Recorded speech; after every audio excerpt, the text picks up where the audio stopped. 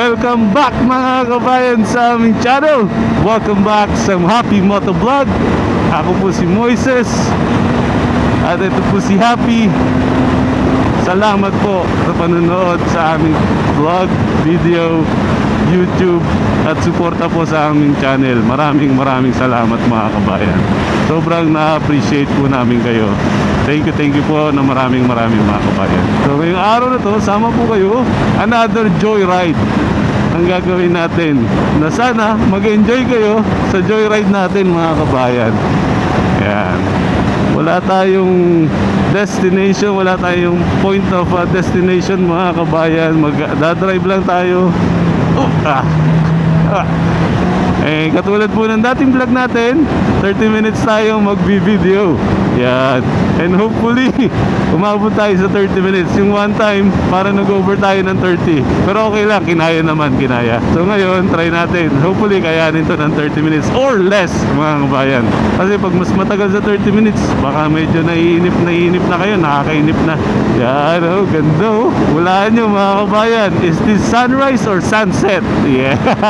Woo! Every time nakakita ako ng mga ganong picture or video, tatanungin sa'yo sunrise or sunset? Hindi ko alam. Ang galing ano. Unless alam ko yung lugar, malalaman ko yan. Yan yeah, makikita nyo yung mga sign. So malalaman nyo kung sa pamilyar dito sa Edmonton, pag nakita nyo yung sign, alam nyo kung sunrise o sunset to. Yan, yung mga signs. Yes, let's go. So nung nakaraan natin na vlog mga kabayan, dinala ko kayo dun sa highway, sa isang highway. Medyo may bagyo yata na, sobrang lakas ng hangin. Ngayon, medyo lang, tama-tama lang. Hindi ganun kalakas. Highway, walang masyadong crosswind. Yan, mahangin pa rin pero walang crosswind. Tapos wala masyadong kotse oh. Wow. Ito yung yung chill na daan. Uy, ang daming vintage na kotse oh. Wow. Alright. Ganda, sana hindi kayo nasisilaw mga kabayan sa araw, kasi parang sinasalubong natin yung araw ako ako tinted visor kasi ako mga kabayan. Kaya okay lang ako. Hindi ako nasisilaw sa araw. Tsaka hindi ako nagdadrive sa sa gabi ng motor. Medyo mahirap na sa mata. Kasi yung helmet ko, yung size niyan ay small. AGB K1S yung helmet ko mga kabayan. Size small siya. Hindi kaya yung ibang salamin, pwede kang yung ibang helmet pwede kang mag salamin sa loob. Ito meron siya nung insert para do sa frame ng sunglasses mo or nung eyeglasses mo, reading glasses. Pero dahil size small siya, hindi kaya, sobrang sikip pa rin. Pero okay lang yun kasi hindi pa naman ganun kasama yung vision natin. Actually kaka-eye exam lang natin okay, wala masyadong difference. May change doon sa vision ko, pero hindi ganun kalala. So bago yung salamin natin ngayon. Pero ngayon hindi tayo nakasalamin. Wow, look at that mga kabayan oh. Wow. Ganda. Woo! Sorry, di kita nakita bro. Too late na.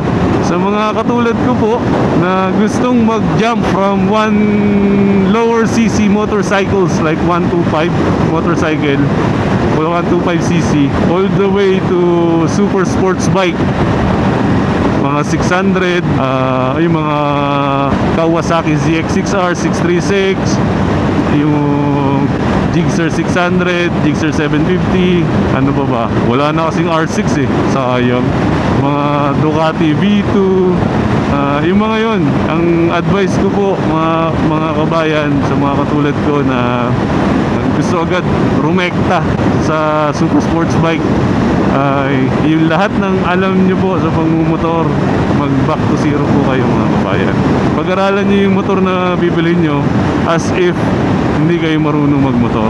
Kunyari, nag-aaral pa lang kayo, back to start kumbaga. Tapos respeto dun sa bike at saka patience mga kabayan. Patience, kasi eventually matututunan nyo rin yan, magagamay nyo rin. Ako hanggang ngayon, up until now, hindi ko pa rin kilala tong bike na to kaya ko na siyang i-ride, magpalit ng gear pero yung full potential niya, malayo pa po ako dun mga kabayan. Sa tingin ko, para magamit ko yung full potential nito, yung Happy, parang kailangan kong pumasok sa school or bumalik sa yung mag-e-enroll ka sa mga courses. Yan. Pero kung dito lang naman ako sa dito lang, gasoline station, dadrive lang ako sa parking lot around the city, wala naman ako yung hahapitin mo, hindi ko naman hinahapit. Tsaka mag-iingat kayo mga kabayan, ride safe, ika nga, kahit anong mangyari, ride your own ride. Yun. Galing, no? Ride your own ride. Okay, hanggang saan kaya tayo abutin ito? Ganda ng panahon oh. Tamang-tama lang yung init, tamang-tama yung lamig, yung hangin. Wow, very nice. Ay, overtake tayo dito.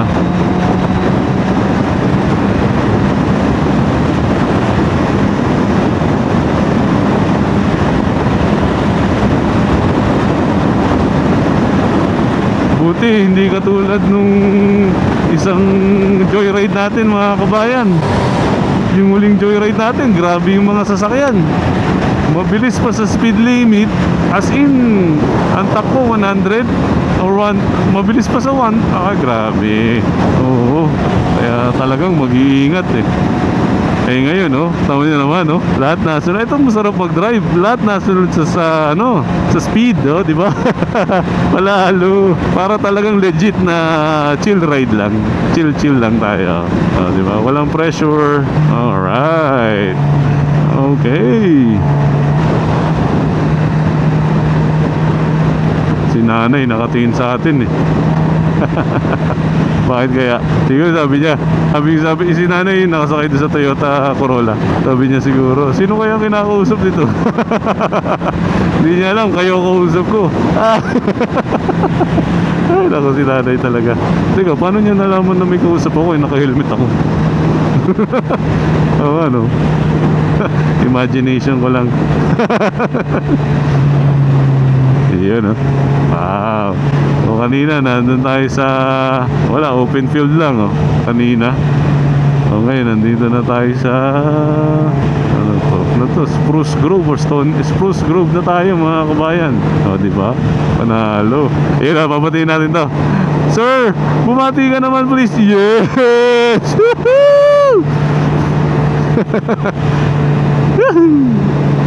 So yung phone natin, nilagay na natin dito mga kabayan, kahit wala pa tayo nung dampener. Salamat nga pala dun sa nag-comment na effective daw yung dampener dito sa phone natin. Hindi pa ako nakakabili, naging busy kasi. Pero nilagay ko na rin kasi wala na namang mangyayari sa camera ko, sira na talaga siya. Ito yung phone ko, nasira yung camera niya. Hindi pa tayo na lane.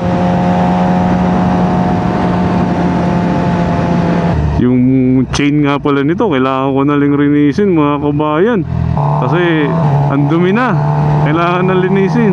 Nakaka 3,000 kilometers mahigit na tayo dito, hindi ko pa nalilinis simula nung binili natin to mga kabayan. Kaya bumili na ako nung chain lube. Ang nabili ko lang dito sa Canadian Tire Castrol. Wala akong makita na Motul yung sikat so nabili ko Castrol. Tapos ang pantatanggal ko ng grasa, toothbrush, lumang toothbrush syempre, at saka lubak, at saka soap and water. Dishwasher, dishwash soap, yan gagamitin ko. Ang daming stoplight dito, pero okay lang kasi para makapahinga yung kamay natin, yung likod, saka yung paa. Ayan, stretching muna tayo mga kabayan. Yes, nakakailang minutes na tayo, 20 minutes. May 10 minutes ko pa kayo makakasama at makakakwentuhan mga kabayan. Diyan lang kayo, 10 minutes. Saglit na lang yun bilis, hindi ko kayo makakasama pala pa uwi. Okay lang, nakasama ko naman kayo papunta. Kaya maraming salamat mga kabayan.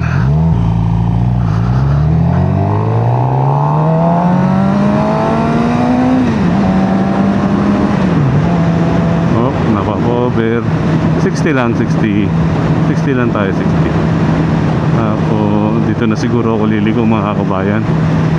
Makalampas siguro nito, liligo na ako. Tapos magpapaalam na ako. Bago ako magpaalam sa inyo, walk around muna tayo kay Happy. Ayan.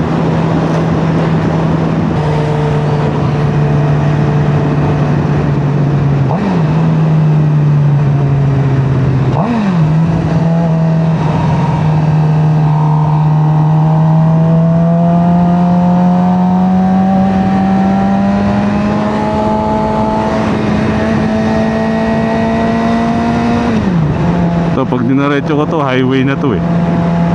Kahapon,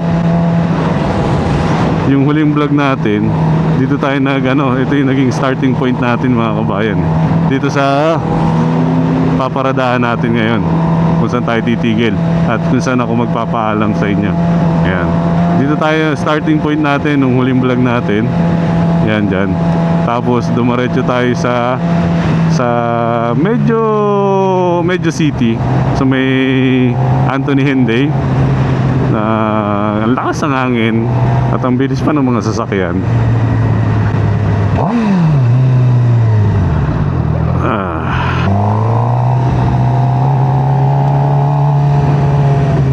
Okay, halo tayo ng open.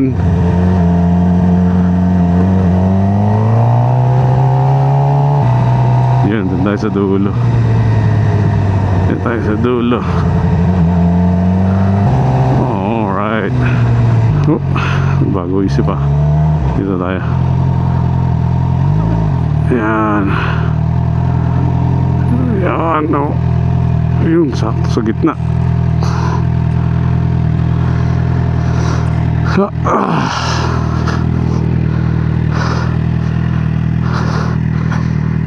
So yan mga kabayan, maraming salamat po sa suporta nyo kay Moises and Chelly, kay Happy Moto Vlog.